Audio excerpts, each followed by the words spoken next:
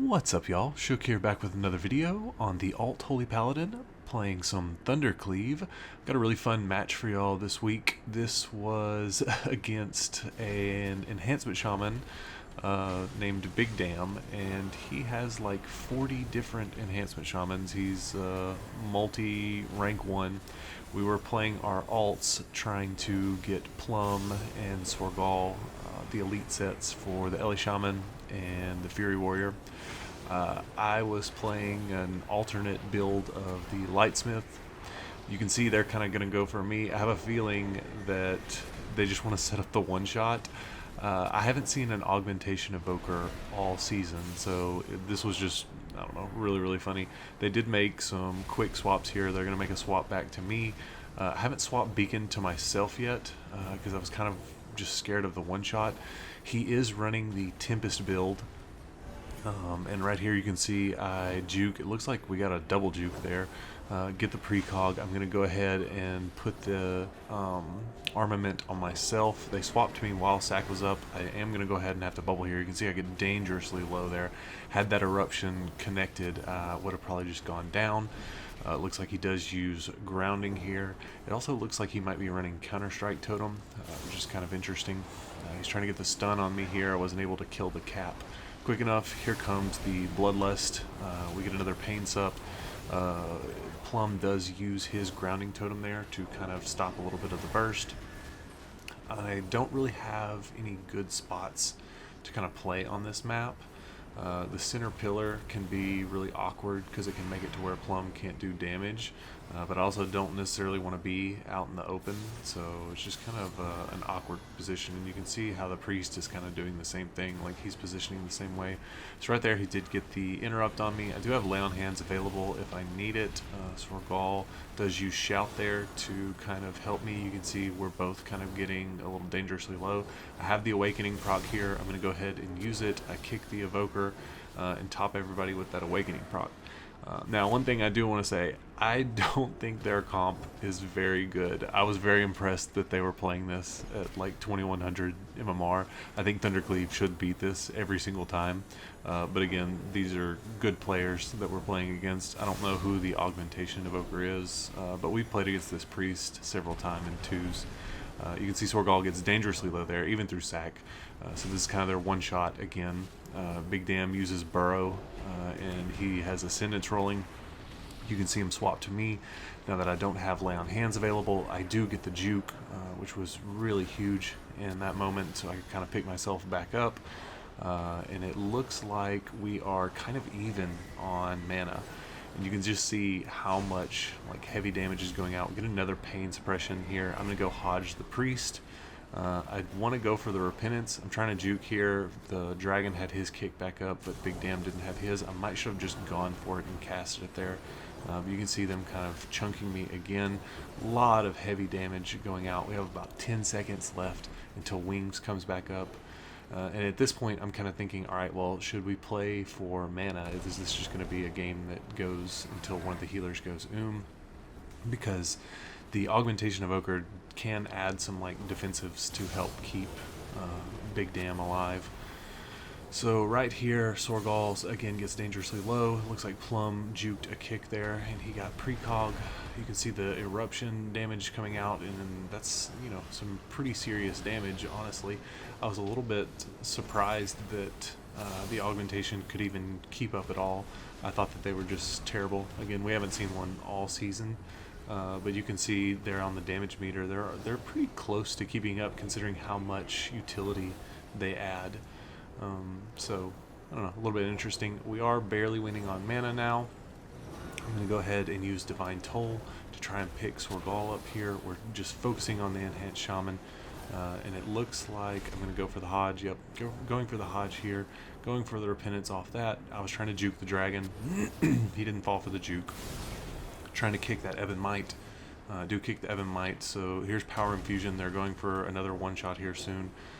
We do get the wall on Big Dam, and you can see the combined defensives of the augmentation and along with Big Dam's healing, they're just, even with the priest they're able to kind of sustain and stay alive here. Now they're going to go for me. I do have bubble back available. and I don't think he even has enough mana to MD it off, so we're not really worried about me going down.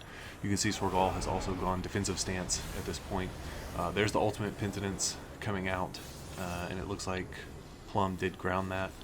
It's a really good play by him, just kind of nullifying that entire penitence there. It looks like Plum's starting to put out a little bit of pressure. I do go ahead and hodge the priest because it looked like he wanted to get a double fear on me and Plum, so Plum couldn't trim her. Gonna go ahead and toss out the blessing, and it looks like, again, we're just going to win on mana at this point, but we're really not able to take Big Dam down. He's just doing, you know, a lot of living. He's just healing a lot combined with the defensives. There's the thunderstorm. I was kind of trying to get in there and do a little bit of damage with the Avenging Crusader going. Looks like Plum is pumping out a bunch of big damage. He's actually focusing on the priest at this point, kind of doing a split. There's grounding. You can see the priest really low HP. He does hang on. I do get slept here, and I think Big Dam's cooldowns are coming up really soon, so this is going to be super dangerous because I'm at this point. So if we don't take him down here in the next few seconds, I do go ahead and give Blessing of Summer to Sorgol, because I'm pretty much completely I could freedom myself, but I don't want to waste the mana in case I need to use Divine Toll, and you can see Divine Toll actually grayed out there at the end. So crazy match. Kudos to those guys for playing that comp at that MMR. I don't think it's very good. I would be interested to see some of the other matches, like the ones that they were winning, because I don't know, I just think it would be interesting. This one is against an Assassination Rogue and Destro Warlock. We fought a bunch of these, but most of the time the Warlock was Affliction. This was actually one of the only ones where the Warlock was Destro, and he was playing Wither. I don't play Destro Warlock, so I don't know which spec is better or whatever, but we had a really good opener here on the Rogue, and we're going to make a swap to the Warlock. You can see him kind of pop the defensives. I just want to hug the pillar because they have, you know, step kick from the Rogue, they have ranged kick from the Warlock, and then they have wind shear from the Resto Shaman.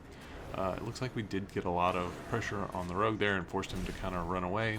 He wants to get the full stun on me. He does get it, and it looks like when he does that, Plum lightning lassos, and the Shaman came over to stop the lightning lasso, but it was good because it, I don't know, basically ate the whole CC. You can see me kind of tossing out the armament here. I do juke the kick on that one, and it looks like we made it through Mark for Death without even using Blessing of Protection. So usually if that happens, like if I don't have to use Bop during Mark for Death, then we kind of just win. Like there's honestly no way that we're going to lose at that point. Now, most of the time you're going to use Blessing of Protection as soon as they mark, just because it nullifies one of their major cooldowns, and I don't know, it's just really good to do versus Mark, but that time I didn't have to. It's right here, going for the Hodge on the Shaman. He's going to Thunderstorm us away. We're getting a lot of pressure on this Warlock, and it looks like he is going to go down. He just kind of got separated from his Shaman, and the Shaman couldn't link. So kind of an interesting one is that one. Not as interesting as the Augmentation Enhance one. So this next match was one where we just get a really good opener. I don't know, I included this one because I just really like how Thundercleave can have like crazy good openers, which whenever we run Beastcleave, we can have good openers too, but Thundercleave, it just seems like if you have the crazy setup, like stuff can just get instantaneously chunked. So you see right here, we have grounding down, and we got both of them to like maybe 20% HP, and you can see, look at Plum's damage over there on the side. He's just doing crazy DPS here in the opener. We're kind of sitting the Shadow Priest. They're trying to kind of turn it around here, and now you see the big burst coming out from the Affliction Warlock. He's doing a ton of damage. Me and the Pally are trying to kind of pick everybody up. I do get feared here, but it's okay because they're doing damage to me as well, so it is going to break that fear. There's the Blessing of Protection on the Holy Pally, but the Shadow Priest did go down before he got it off, so I don't know, kind of a crazy game there against Shadow Play. But I hope you guys enjoyed these. If you are new here, be sure to subscribe, drop a like, let me know which game was your favorite, and I will see you guys in the next one. Peace.